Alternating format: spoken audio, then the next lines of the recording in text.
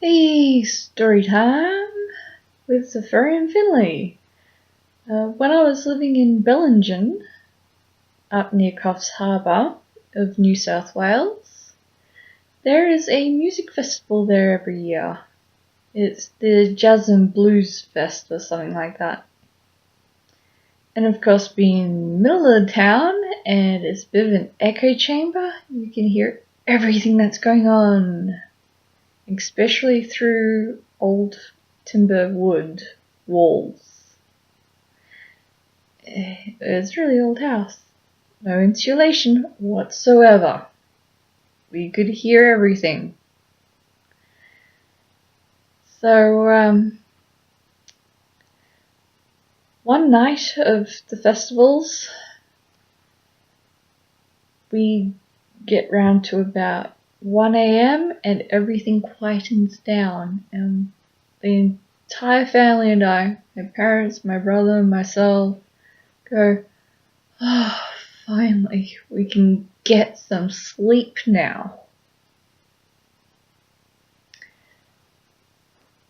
So we all end up retiring for what's left of the night. And just as I've gone into my pajamas and into bed and got it heated up and nice and comfy and bang, smash, crash, bash, what the... The funniest thing is, half asleep before I was startled awake, I said to myself, I betcha, now that we're actually in bed and comfy and settled in, something bad's gonna happen and we're gonna be up the rest of the night. Talk about putting your foot in it. Something bad happened and we were up all night. We had no sleep that night. Crash, bash, bang, crash. I grab my dressing gown, run into the hall, and just about run into my dad on the way. And he is a big man and he moves fast. I was a bit surprised by that. And we both run out to the front veranda. And it was a bit surprising, the scene, because we had a police officer with a flashlight walking over to near our fence, aimed at a car that is on its roof, boomerang shaped, around a tree. And the officer's shining his light and going, "You boys alive in there?" And we managed to hear one of them going, "Yep, we're good." They were not good. So of course we've shouted out to the officer, "You need us to call the ambulance or are you good?" And he's gone, "Nah, it's all good, they're on their way." So, alright, we're going back to bed. Yeah, right.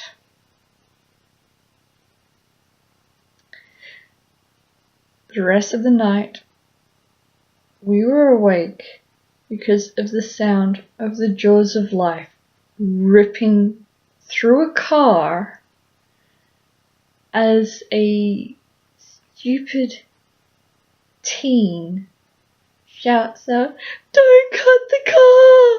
Not the car!" What an idiot. What a wanker.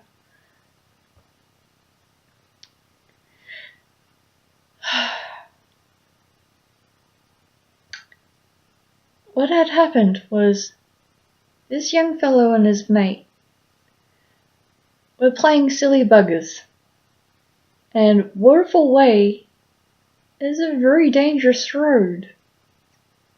So they've come into town, drunk or whatever, a bit of a lead foot, And of course, the police like to park at the petrol station for their smoko, for their cup of tea.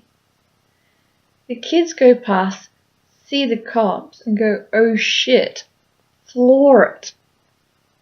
The main street's not straight. There's a curve in it. And a war memorial in the middle of the T intersection at the top of the main street, which doubles as a roundabout. They've hauled ass, lost control, hit one of the concrete pylons that are only about 2 foot high. They've flipped the car and it skidded and wrapped itself around a tree. And that concrete pylon they collided with it with so much force that it was ripped out of the ground. It cut clean straight across. They broke concrete. And it was flung a good 80 to 100 meters from the memorial through our front fence. And it came to a skidding stop about 10 meters from our doorstep. And our front yard was very long, good 50 meters. Something like that. Could have been a bit shorter. But this bit of concrete hit a fence, crumpled it like it wasn't even there, and kept going. And the passenger in the front passenger seat, they hit it with that much force that his seatbelt broke. And this young fellow in the passenger seat, whose seatbelt broke, was flung into the back seat behind the driver. Which is a blessing because that seat he was in ceased to exist because there was a tree there.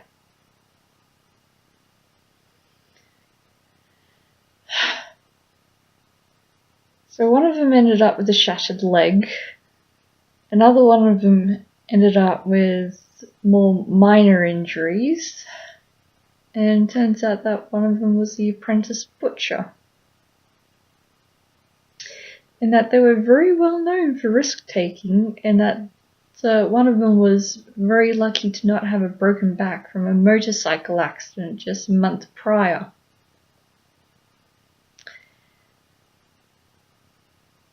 So yeah, don't cut the car! The police were that impressed with the damage that had happened that night that they confiscated part of the war memorial as evidence, and the local council had to pull bail on it to get their monument cornerstone back. That happened. It was hilarious. Yet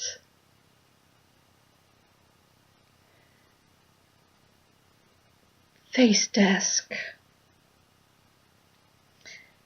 Several months later, I proceeded to tell my side of the story to the locals who were in the age demographic of the kids in the car.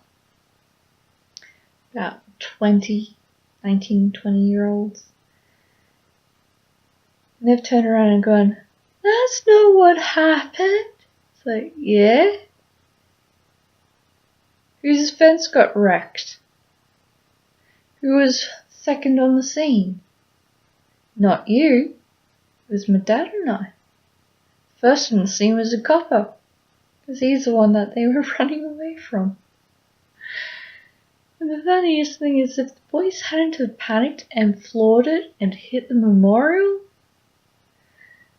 the coppers were just going, another stupid kid.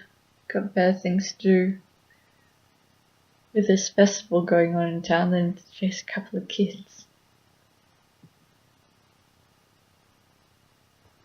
So moral of the story, if you don't want to die, don't be stupid.